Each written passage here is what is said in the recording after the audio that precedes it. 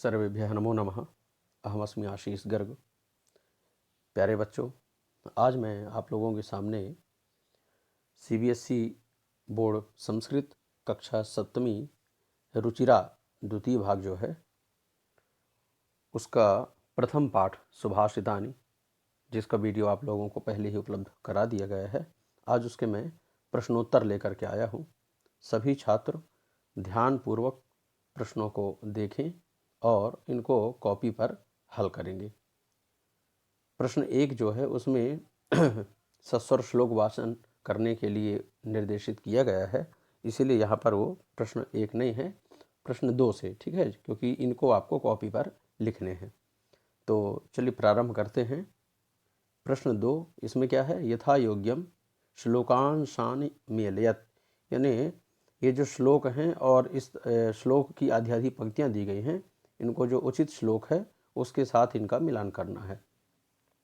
तो यहाँ पर हम देखेंगे, जैसे है धन धान्य प्रयोगेशु, का नंबर का है। अब इसमें आप ढूंढिए का नंबर कौन सा है, ये है ना, तो इसके साथ इसका मिलान हो जाएगा।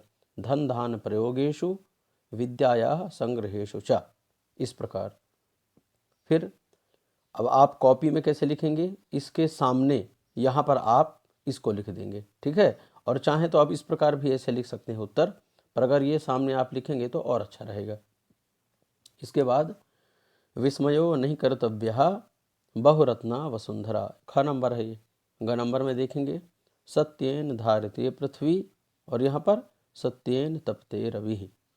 चौथे में देखेंगे घ नंबर सद्भिर्विवादम मैत्रीम च, कहाँ पर है ये, ना सद्भि किंचिद आचरेत, ये हो जाएगा।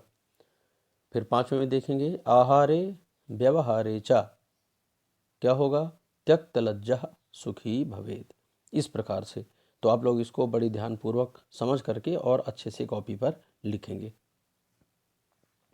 आगे चलते हैं। प्रश्न नंबर 3, एक पदेन उत्तरत, इसको एक पद में लिखना है, 1 वर्ड आंसर है। पृथिव्याम कति रत्नानि, आप लोगों ने श्लोक में देखा ही है ना।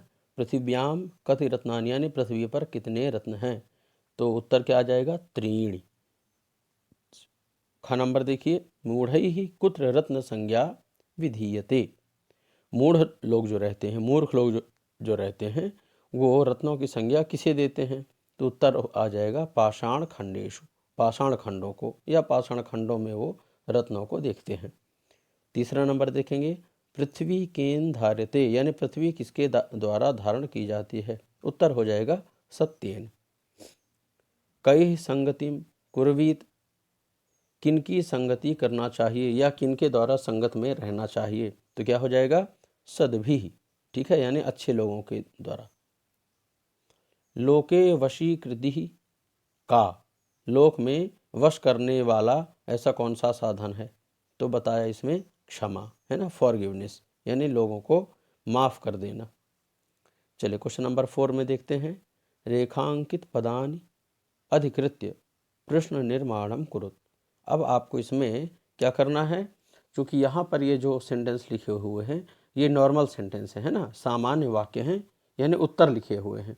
अब इन्हीं में आपको क्वेश्चन टैग बनाना है, यानी इनको प्रश्न बनाना है, प्रश्नवाचक बनाना है। तो कैसे बनाएंगे, अब ये जहाँ जहाँ पर ये अंडरलाइन की हुई है और ये ब्लैक कलर है, ठीक है, उन शब्दों में, तो यहाँ पर आपको इन प्रश्नों को स्थापित करना है।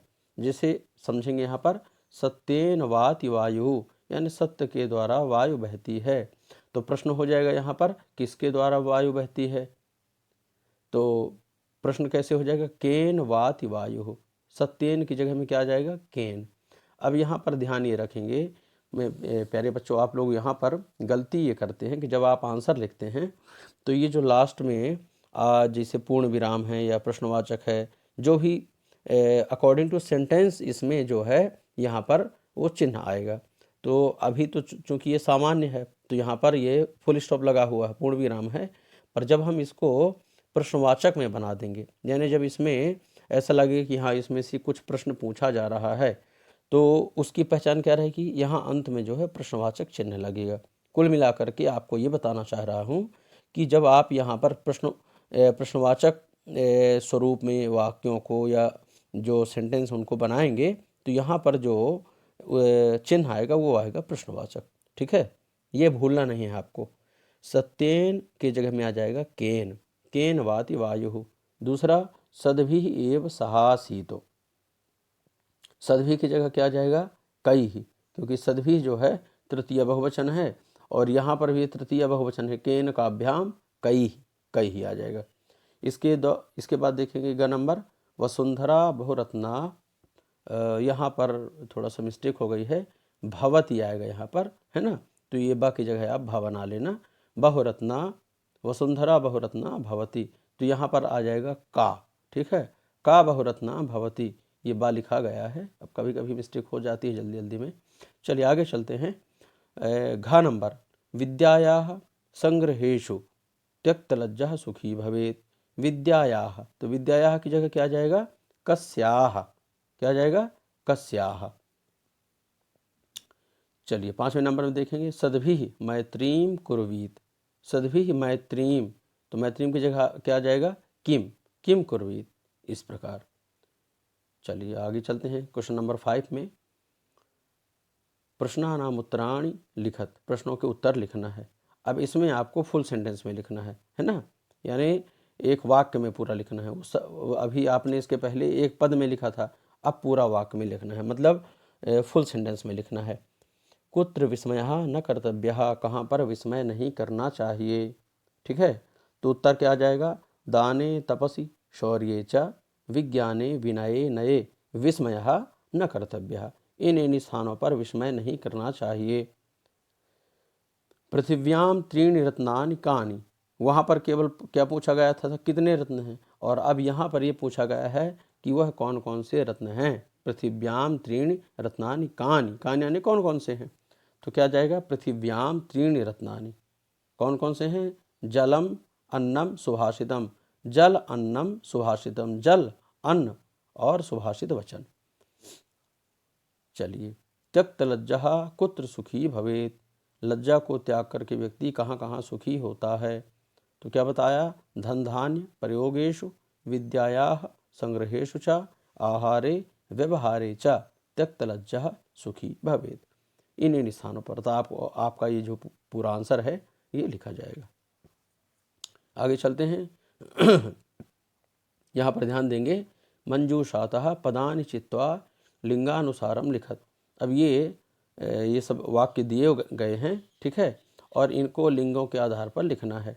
तो यहाँ पर पुल्लिंग में वह्नि, आग जो जिसे बोलते हैं अग्नि, वो आ जाएगा, रवि ही आ जाएगा। स्त्रीलिंग में कौन कौन से शब्द हैं, पृथ्वी है, वसुंधरा, ये सारे शब्द जो है ना ये यहाँ पर ये लिखे हुए हैं। इन्हीं को चुन करके और लिंग के अनुसार हमको लिखना है, ठीक है, जैसा जैसा जेंडर होगा उसके अनुसार। अब यहाँ पर नपुंसकलिंग में कौन कौन से शब्द आएंगे, रत्नानि है ना, संगतिम है, अन्नम है, सत्येन है और सुखी है। तो इस प्रकार से इनको हम लिखेंगे। आगे देखते हैं अधोलिखित पदेषु धातवः के सन्ति, नीचे लिखी हुई धातु, नीचे लिखे हुए पदों में धातुएं कौन कौन सी हैं। तो यहाँ पर हम देखेंगे जैसे पद कौन सा है करोति, तो करोति में जो मूल शब्द है, जो धातु है इसकी, करोति यानी होता है करता है। किम करोति, बालकः किम करोति, बालक क्या करता है, बालकः अध्ययनम करोति, करोति यानी होता है करना, ठीक है, क्रि धातु। तो मूल शब्द जो होगा इसका जो धातु होगी वो होगी क्रि। इसके बाद देखेंगे पश्य, तो पश्य यानी होता है देखना, मूल धातु क्या हो जाएगी दृश्य, दृश्य धातु से ये पश्य बना हुआ है। फिर कौन सा है भवेत, भवेत का मतलब होता है हो, है ना, भवेत भवेताम भवेयुः, ऐसा धातु रूप का प्रकार है ना, भवेत भवेताम भवेयुः, भवे भवेतम भवेत, भवेयम भवेयो भवेम। तो भवेत का मतलब होता है हो, ऐसा, ठीक है, कार्यम भवेत, अध्ययनम भवेत, सूर्योदयः भवेत, ऐसा, स्वास्थ्यः सम्यक भवेत, तो भवेत यानी हो, है ना, और इसका जो मूल शब्द हो जाएगा वो क्या होगा भू, भू यानी होना, जिसे हम इंग्लिश में बी बोलते हैं, बी, है ना, शुड बी, ऐसा। चलो तिष्ठति, तिष्ठति यानी बैठता है, बालकः भूमौ तिष्ठति, बालकः आसन्दे तिष्ठति, बालक कुर्सी पर बैठता है। तो तिष्ठ यानी होता है बैठना, तिष्ठ धातु। और अब ये जो उसकी धातु है वो हो जाएगी स्था धातु, ठीक है। जो मूल धातु होगी तिष्ठति की वो हो जाएगी स्था। तो प्यारे बच्चों, आज ये आप लोगों को प्रश्नोत्तर कराए गए हैं।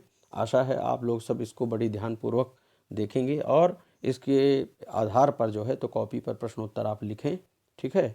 और जो जो लोग इस चैनल से नए जुड़े हैं तो चैनल को लाइक कर दें, सब्सक्राइब कर दें, ताकि जो आने वाले वीडियो हैं वो आपको समय पर मिलते रहें।